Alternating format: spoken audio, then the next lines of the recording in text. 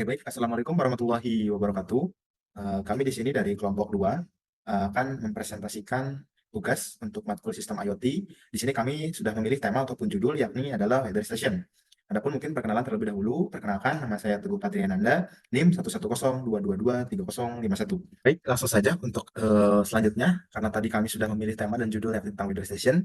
Jadi apa sih itu weather station? Weather station itu adalah suatu perangkat ataupun sistem gitu yang digunakan untuk memantau kondisi cuaca dan atau atmosfer begitu. Weather station itu sebetulnya pada prinsip dasarnya pada zaman sekarang adalah suatu alat atau perangkat begitu, di mana ianya alatnya diperuntukkan untuk menangkap fenomena-fenomena yang terkait dengan cuaca. Misalkan fenomena tentang kelembaban dari udara, kemudian bagaimana kecepatan angin, kemudian bagaimana intensitas atau curah hujan. Nah, perangkat atau mungkin komponen-komponen yang terlibat dalam cuaca itu yang akan kemudian ditangkap. Sinyal-sinyal fisik tersebut akan ditangkap oleh komponen dari bagian weather station ini yang kemudian nanti diproses dan nanti tentunya ada outputnya begitu. Nah, dalam hal ini terdapat dua jenis weather station, yakni yang manual gitu ya, yang dimana pengamatannya itu dilakukan secara langsung gitu oleh manusia, dan yang kedua adalah yang otomatis gitu atau automatic weather station yang pada aplikasinya itu menggunakan sensor gitu sebagai perangkat atau komponen untuk mensensing suatu parameter-parameter seperti tadi kelembapan, kemudian suhu, kemudian bagaimana curah hujan dan lain sebagainya, yang kemudian otomatis nanti diukur gitu parameter-parameter tersebut secara real time tentunya. Nah, tentunya harapannya dengan weather station ini adalah bagaimana kita mendapatkan output begitu ya yang berguna untuk apa namanya menganalisis bagaimana apakah itu prediksi cuaca ataupun yang lain-lainnya gitu.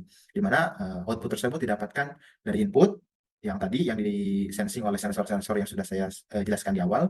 Kemudian ada juga nanti pemrosesan atau pengumpulan data dan juga pemrosesan data yang dimanipulasi nantinya yang diperuntukkan nanti untuk pengaplikasian dari weather station ini sendiri. Itu seperti itu. Assalamualaikum warahmatullahi wabarakatuh. Perkenalkan, nama saya Sania Puspa Kirana dengan NIM 11022223097 dari kelas L 4601. Di sini saya akan menjelaskan sensor-sensor apa aja sih yang digunakan dalam weather station sistem IoT ini. Jadi untuk sensor yang pertama, sensor yang kelompok kami pilih adalah rain module sensor. Jadi rain module sensor atau lebih spesifiknya ini adalah WXA100ZRG ini adalah sensor hujan piezoelektrik yang cara kerjanya tuh dengan mengukur berat setiap tetesan hujan dan menghitung curah hujan secara keseluruhan. Jadi tetesan hujan tuh kan menerima efek berat dan juga ada hambatan udara sama jatuh. Nanti pas waktu dia sampai tanah, kecepatannya itu konstan. Dengan memanfaatkan prinsip prinsip momentum sama dengan M atau massa dikali kecepatan, berat tumbukannya itu nanti dapat diukur. Nah, dari situ si curah hujan itu bisa dihitung gitu. Jadi sensor ini tuh nggak punya bagian mekanis, jadi itu tuh ngebuat kelebihan dari sensor ini tuh lebih tahan lama, terus sensitif, terus lebih andal dibanding dari alat pengukur hujan lainnya gitu. Dilihat dari segi harganya pun memang walaupun lebih mahal gitu. Terus sensor ini tuh digunakan di berbagai aplikasi, kayak misalkan di jalan raya, terus lingkungan perkotaan, stasiun meteorologi, pembangkit tenaga angin, sama kayak bandara juga. Terus untuk spesifikasinya tuh dia tegangannya tuh 12 sampai 24 volt DC. Terus suhu pengoperasian si sensor ini tuh ada di negatif 40 derajat Celcius sampai 8 plus 85 derajat Celcius gitu. Terus konsumsi dayanya tuh ada di 10 miliampere pada kalau misalkan si sumber tegangannya 12 volt DC. Terus untuk protokol komunikasinya itu ada hexadesimal, terus ada mode. Terus sensor kedua yang kita gunakan dalam station sistem IoT ini adalah BME 280. Jadi BME 280 ini tuh adalah sensor lingkungan 3-in-1 yang mampu mengukur sekaligus ada suhu, kelembapan, dan juga tekanan. Nah, sensor ini tuh mudah dihubungkan ke microcontroller yang mendukung komunikasi I2C atau SPI dan dapat beroperasi juga pada 3,3 volt atau 5 volt gitu. Terus si BME 280 ini memiliki keakuratan dan resolusi tinggi untuk pengukuran suhu, tekanan udara, dan kelembapan. Terus responnya tuh cukup cepat gitu, terhitung cepat untuk konsumsi daya yang rendah. Sensor ini juga ideal untuk aplikasi pemantauan lingkungan kayak yang bakal dilakuin di weather station ini. Terus bisa digunakan bersamaan juga sama microcontroller Arduino ataupun Raspberry Pi. Terus untuk spesifikasinya tadi mungkin ya sumber tegangannya itu 3,3 volt atau 5 volt. Terus konsumsi daya yang rendah itu ada di 0,3 mikroampere kalau misalkan dalam mode sleep. Terus beberapa akurasi kan tadi dia bisa ngukur suhu, kelembapan, sama tekanan kan. Terus kalau untuk suhunya tuh dia di plus minus 1 derajat Celcius. Jadi antara 0 sampai 65 derajat Celcius. Terus akurasi kelembapannya itu plus minusnya 3% pada 25 derajat Celcius. Terus ada akurasi tekanannya juga, itu 300 hingga 1100 HPA. Terus kalau komunikasinya itu pakai I2C ataupun SPI. Terus untuk sensor yang ketiga ini ada soil moisture. Jadi soil moisture ini udah sesuai dengan namanya, berarti dia mengukur kelembapan dan suhu tanah dengan komunikasi jarak jauh menggunakan protokol LoRaWAN. Jadi soil moisture atau sensor kelembapan tanah ini itu sesuai dengan namanya. Jadi dia tuh udah terhubung sama, udah satu paket gitu lah sama si sistem LoRaWAN ini. Jadi sensor ini tuh presisinya sangat tinggi karena dibuat dengan chip ini produknya dari Jerman. Terus dilengkapi juga dengan baterai yang bisa tahan sampai 3 tahun. Terus enclosure atau bagian yang melindunginya gitu ya. Si itu terbuat dari bahan yang tahan terhadap radiasi UV, hujan, dan panas matahari. Jadi cocok banget kalau misalkan si sensor ini tuh ditaruh di luar ruangan tuh dia bakal aman karena enclosure-nya sendiri tuh udah tahan tadi hujan, panas matahari, dan lain sebagainya. Jadi cocok banget buat digunakan untuk pemantauan lingkungan atau workstation. Untuk protokol komunikasinya itu sesuai dengan namanya, jadi pakai LoRaWAN, terus jarak komunikasinya tuh bisa dari 2 sampai 10 km. Terus akurasi suhunya tuh kurang lebih atau plus minus itu 0,2 derajat Celcius. Terus untuk ukuran kelembapannya itu plus minus 2% RH. Terus untuk baterainya tadi udah disebutin bahwa dia tuh bisa tahan sampai 3 tahun. Itu untuk spesifikasinya. Oke, lanjut untuk sensor selanjutnya yaitu sensor keempat untuk variation sistem IoT ini itu adalah wind vane. Jadi sensor wind vane ini itu adalah sensor untuk mengukur arah angin dengan akurasi tinggi dengan perlindungan terhadap korosi dan pemanas. Jadi wind vane atau penunjuk arah angin atau dia tuh sensor pergerakan arah angin lah ya. Itu tuh adalah transmitter arah angin ini tuh dirancang untuk mengukur arah angin yang secara horizontal.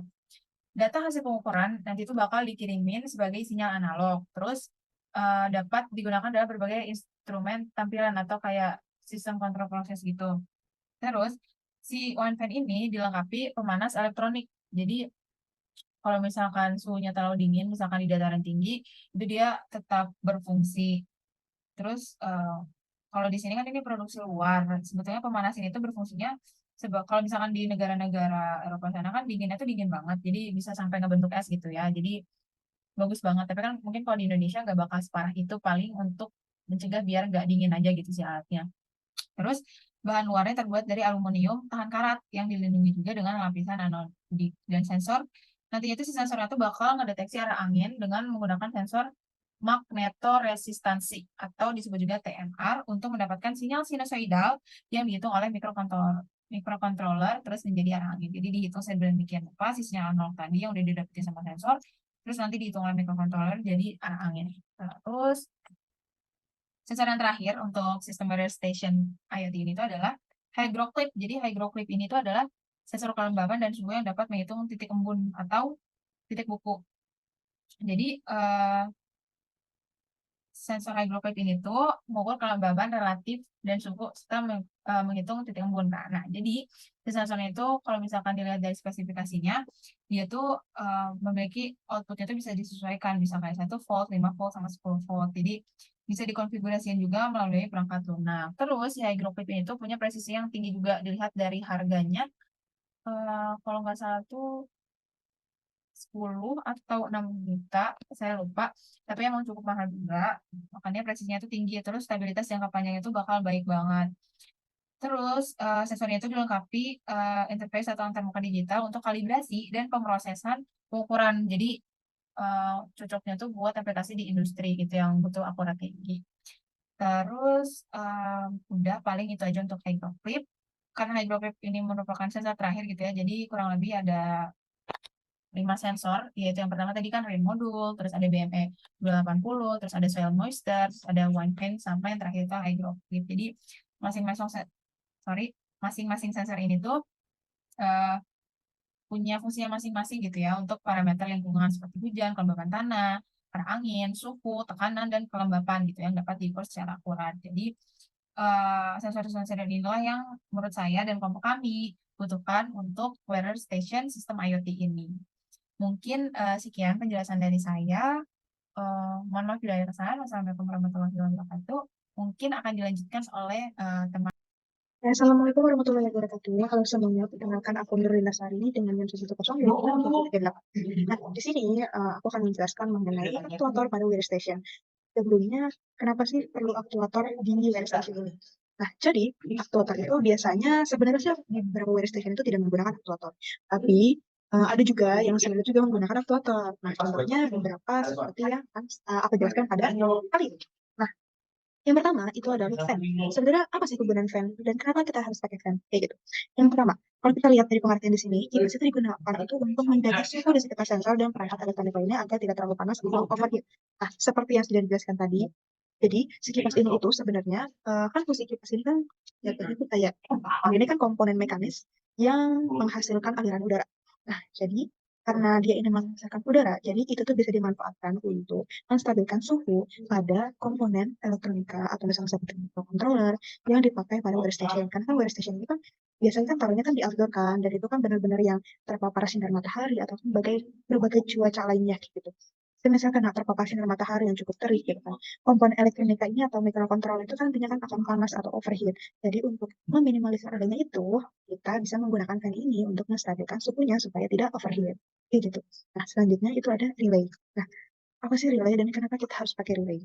Yang pertama, kalau kita lihat di sini, relay itu adalah komponen elektromekanis yang berfungsi sebagai saklar untuk mengontrol arus listrik pada rangkaian.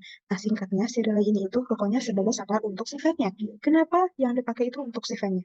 Karena gini, jadi di workstation pada umumnya itu, kita kan gak mungkin yang menyalakan fan-nya secara manual. Karena kan hmm, kayak ya namanya juga kayak udah workstation tidak, apalagi kalau misalkan kita nyebutnya smart workstation pasti kan apa-apa itu harus otomatis kan kayak gitu. Jadi kita bisa menggunakan serial ini itu sebagai saklarnya untuk si fan-nya. Jadi ketika misalkan microcontroller atau misalkan komponen elektronik lainnya itu suhunya di luar batas normal atau misalkan udah mulai overheat, nah nanti itu relaynya itu akan on dan juga akan membuat si fan ini menyala, lalu fan ini itu akan menetralisir atau apa ya, menstabilkan suhu pada microcontrollernya kayak gitu. Terus lanjut, selain fan dan relay itu ada motor-motor. Nah, kenapa kita memerlukan sebuah motor? Di sini aku ngasih 3 jenis motor, yaitu ada BLDC motor, servo motor, dan juga stepper motor. Nah, ketiga ini tuh punya kelebihan dan kekurangan yang berbeda-beda. Dan sebenarnya kenapa sih kita memerlukan aktuator seperti ini pada workstation? Karena kan emang umumnya kan jarang ada yang pakai kan. Nah, tapi dari smart workstation yang aku temui di beberapa jurnal atau referensi lainnya, itu ada yang menggunakan ini untuk apa ya, menggerakkan si panel suryanya gitu. Jadi panel suryanya ini itu bisa bergerak menyesuaikan dengan posisi matahari kayak gitu. Nah, di sini aku bakal bahas satu-satu. Yang pertama itu ada BLDC motor. BLDC motor ini adalah jenis motor listrik yang tidak menggunakan sikat atau brush untuk menyalurkan arus listrik ke rotor. Jadi berbeda dengan motor DC yang konvensional kayak gitu. Nah, dari motor BLDC ini itu sebenarnya cukup mahal, sangat mahal kayak gitu. Tapi dia ini punya berbagai kelebihan. Kayak contohnya, dia ini tuh minim perawatan. Apa minim perawatan? Ya, karena dia itu kan benar-benar tanpa brush kan. Jadi dia itu eh, sebuah motor yang awet. Jadi kayak jangka panjang gitu loh dibandingkan jenis-jenis motor yang lainnya. Kayak gitu. Selain itu, dia juga cukup presisi. Terus juga lebih unggul dalam masalah misalkan kecepatan dan juga efisiensi. Kayak gitu. Nah, selain itu, yang di sini tuh nggak yang boros daya. Jadi dia tuh benar-benar hanya menggunakan dayanya ini sesuai dengan kebutuhan yang ada. Kayak gitu. Nah, terus abis itu penggunaan ini, nah biasanya penggunaan build di motor itu banyak. Ada biasanya buat yang kayak di motor mobile listrik, atau nggak juga kayak ada solar trekking, atau penggerak wind fan, gitu. Selanjutnya itu ada servo motor. Pasti servo motor itu. Jadi servo motor ini itu adalah jenis motor yang digunakan untuk menggerakkan objek dengan posisi yang presisi dan kecepatan yang kontrol. Posisinya ini dapat akurat dan memiliki torsi yang cukup. Nah, seperti yang kita lihat bahwa servo itu standarnya hanya bisa berputar dalam rentang sudut tertentu. Kayak contohnya biasanya itu 180 derajat atau nggak 90 derajat kayak gitu. Jadi tergantung. Cuman servo motor ini kan punya berbagai jenisnya kan. Kayak dari segi torsinya itu banyak banget. Ada yang benar-benar cuma rendah, ada yang kayak cuman di bawah 5 kilogram tuh ada, tapi ada juga yang benar-benar sampai contohnya kayak gini 50 kilogram kayak gitu. Tapi aku bisa bilang kalau misalkan servo ini kurang cocok untuk digunakan sebagai penggerak dari solar panel, walaupun dengan torsinya yang cukup tinggi seperti 50 kilogram ini kayak gitu. Kenapa? Alasannya nanti dijelaskan di akhir. Nah, kita bahas dulu yang si stepper motor.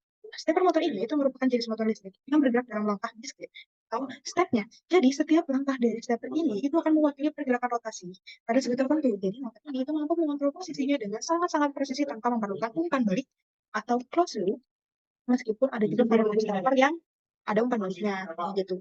Nah, pokoknya stepper motor ini itu mempunyai presisi yang sangat penting. Nah, cuman stepper motor ini kan juga punya kelebihan ya. Nah, contoh kelebihannya itu dia ini yang tadi aku bilang, dia itu sangat presisi karena per step kayak gitu. Terus juga untuk masalah sulitnya itu dia bisa diatur berapapun. Nah, habis itu dia itu juga bisa untuk kecepatan yang rendah, tapi tidak optimal untuk kecepatan yang tinggi. Nah, selain itu dia juga kurang efisien karena selalu membutuhkan daya. Terus juga dia ini apa ya? Dia ini tuh perlu perawatan yang lebih sering dibandingkan motor-motor lainnya. Kayak dia tuh mirip sama kayak motorcycle, jadi perawatannya itu bisa lumayan dalam waktu dekat kayak gitu. Terus, habis itu dari ketiga ini menurut berdasarkan yang udah aku cari dari berbagai jurnal dan referensi itu menggunakan BLDC motor. Kenapa? Karena BLDC motor ini itu cukup presisi, selain itu juga dia minim perawatan, bisa jangka panjang, dan juga memiliki torsi yang besar sehingga apa ya, berbeda dengan servo motor dan stepper motor. Walaupun dia bisa digerakkan pelan-pelan atau kayak per step kayak gitu, tapi BLDC itu lebih sulit dibandingkan yang dua ini kayak gitu. Terus habis itu paling terakhir dari aku kalau misalkan bekerja di sini tuh memerlukan si efisiensi energi yang tinggi. Terus juga punya kecepatan variabel. Nah, kayak terus kayak motor BLDC ini itu lebih tahan lama dan juga bisa jangka panjang. Jadi ya memiliki banyak kelebihan yang menguntungkan untuk PlayStation ini. Yang dari aku, terima kasih. Wassalamualaikum warahmatullahi wabarakatuh. Assalamualaikum warahmatullahi wabarakatuh. Perkenalkan, saya Dewi Alfiani, NIM 11022223007. Akan menjelaskan mengenai prosesor dari sistem stasiun cuaca atau weather station berbasis IoT. Prosesor yang digunakan untuk weather station berbasis IoT menggunakan development microcontroller Gizmo 4 atau General Integrated System for Microcontroller Operation. Hal ini menggabungkan prosesor dual core Wi-Fi dan Bluetooth ke dalam mode kecil dan didukung oleh sistem on-chip atau SoC. Mikrokontroler yang biasa digunakan atau yang umum digunakan yaitu ESP32. Tentu saja prosesor tersebut haruslah kompatibel dengan IoT platform seperti contohnya TeamSpeak, Blink, atau Telegram sebagai sarana untuk penerimaan data ataupun sarana pengiriman data. Kita membutuhkan microcontroller yang dapat disupport langsung oleh Wi-Fi, karena kita akan mengirim data yang diperoleh dari sensor-sensor yang telah membaca data tersebut untuk memperoleh input dan selanjutnya akan diolah ataupun disimpan di cloud. Nah, cloud sendiri itu adalah penyimpanan berbasis internet, sehingga kita butuh microcontroller yang juga dapat mengakses internet untuk mengintegrasikan dengan sensor-sensor atau perangkat-perangkat pendukung lainnya juga. Lalu, dari data yang telah disimpan di cloud, kita dapat menggunakan data-data tersebut untuk dianalisis menggunakan machine learning ataupun data analisis lainnya yang dapat memberikan informasi tambahan yang mungkin lebih sesuai, lebih reliable yang dibutuhkan oleh user. Sekian penjelasan mengenai prosesor weather station berbasis IoT dari saya. Terima kasih. Selanjutnya akan dijelaskan mengenai energy resource oleh rekan saya. Baik, selanjutnya yakni kita akan membahas mengenai energi source use yang digunakan tentunya di sistem atau perangkat weather station.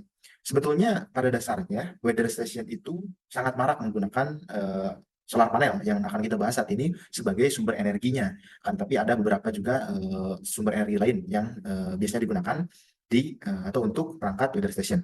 Yang pertama yakni banyak weather station modern gitu ya, terutama di desa-desa atau mungkin lokasi-lokasi yang terpencil atau terisolasi ataupun mungkin kurang infrastrukturnya begitu, itu menggunakan solar panel sebagai apa namanya power atau sebagai sumber energi bagi perangkat weather station.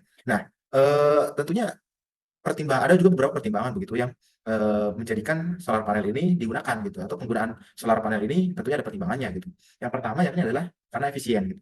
Solar panel tentu kita tahu dia efisien dan juga apa ya mudah untuk diaplikasikan, tidak seribet mungkin sumber-sumber pembangkit listrik lainnya.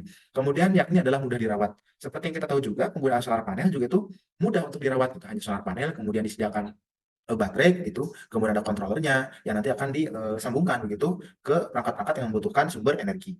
Selanjutnya adalah mandiri gitu, karena solar panel ini dia berdiri sendiri, hanya butuh ya solar panelnya gitu kan, butuh panel dan kemudian butuh untuk penyimpanannya saja, tidak membutuhkan sumber daya eksternal lain gitu untuk mensupport kinerja dari si solar panel itu sendiri. Kemudian ini yang keempat, yakni adalah ramah lingkungan, karena solar panel itu juga kan ramah lingkungan termasuk ke dalam EBT. Dan yang terakhir adalah andal, dapat digunakan karena dia portable ya, kalau misalkan yang seperti ada di gambar seperti ini, dia portable karena menyatu dengan perangkat weather station itu sendiri. Itu yang pertama adalah solar panel. Kemudian yang kedua yakni adalah yang digunakan itu sumber energi listrik konvensional yang berasal dari PLN. Gitu. Nah, sebetulnya pertimbangannya juga ada gitu. Kenapa banyak sekali atau mungkin beberapa weather station menggunakan sumber energi konvensional seperti dari listrik PLN.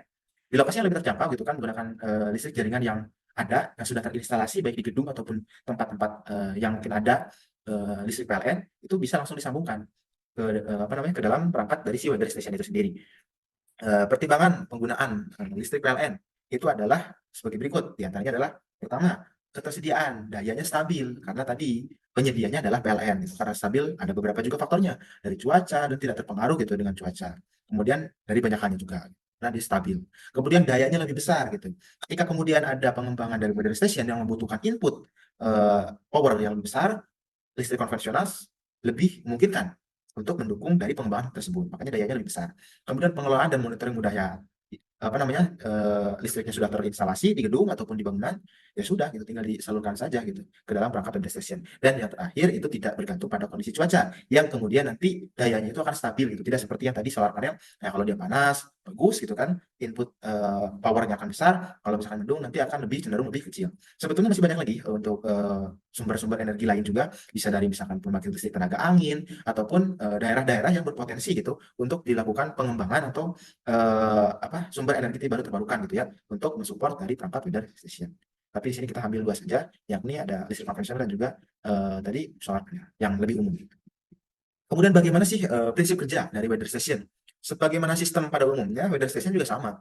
Ada beberapa prinsip dasar. Yang pertama adalah tentunya pengumpulan data.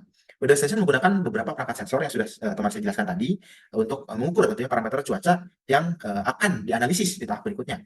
Seperti misalkan untuk pengukuran suhu udara, bagaimana pengukuran kelembapan relatif udara, begitu kan, dan kecepatan, curah hujannya bagaimana, radiasi atau intensitas cahaya mataharinya bagaimana, itu nanti akan disensing oleh sensor dan dikumpulkan datanya nanti.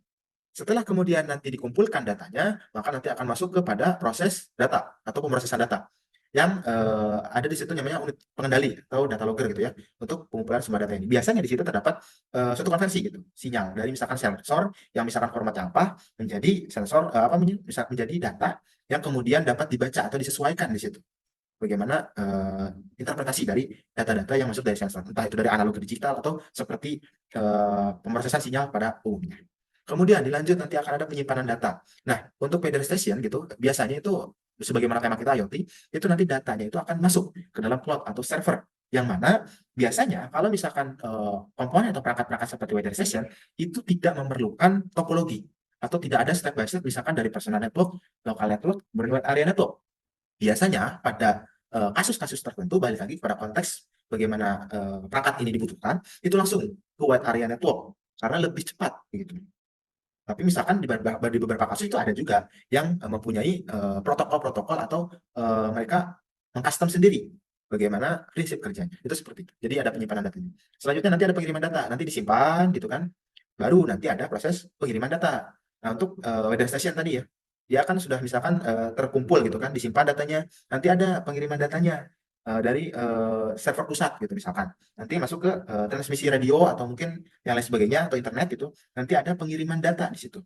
Pengiriman data setelah dikirimkan datanya misalkan akan dilihat di mobile apps gitu kan. Itu ada proses pengiriman data. Kemudian setelah pengiriman data di situ akan dilakukan suatu analisis dan juga visualisasi data. Datanya akan dianalisis terlebih dahulu, misalkan menggunakan sistem-sistem machine learning misalkan untuk analisisnya, atau juga deep learning nanti bisa. Setelah kemudian datanya dianalisis, maka akan divisualisasikan. Divisualisasikan nanti akan masuk ke dalam tahap aplikasi. Nah, di tahap pengaplikasian ini dari analisis yang telah dilakukan oleh perangkat-perangkat algoritma machine learning ataupun lain sebagainya, itu outputnya bisa beragam. Bisa menjadi suatu prediksi cuaca, bisa spesifik untuk peruntukannya adalah untuk sistem agrikultur, bisa. Kemudian bagaimana deteksi badai, itu bisa juga. Jadi macam-macam output atau aplikasi hasil dari sistem ini. Bagaimana tergantung lagi, kembali lagi tergantung kepada user. Bagaimana permintaan atau kebutuhan dari user. Nah, itu adalah prinsip dasar dari weather station. Sebetulnya sama prinsipnya sebagaimana sistem-sistem yang ada. Tetapi spesifik di sini adalah ciri khasnya adalah pada analisis dan juga aplikasi. Bagaimana kemudian data-data yang sudah terkumpul, proses analisisnya bagaimana, dan aplikasinya untuk apa. Mungkin itu baik, mungkin cukup sekian yang dapat kami kelompok 2 sampaikan. Terima kasih atas perhatiannya. Kami mohon maaf apabila selama penyampaian ini terdapat hal-hal yang keliru ataupun kurang tepat. Mungkin kami harapkan saran dan juga kritiknya untuk kedepannya. Terima kasih sekali lagi atas perhatiannya. Kami tutup. Assalamualaikum warahmatullahi wabarakatuh.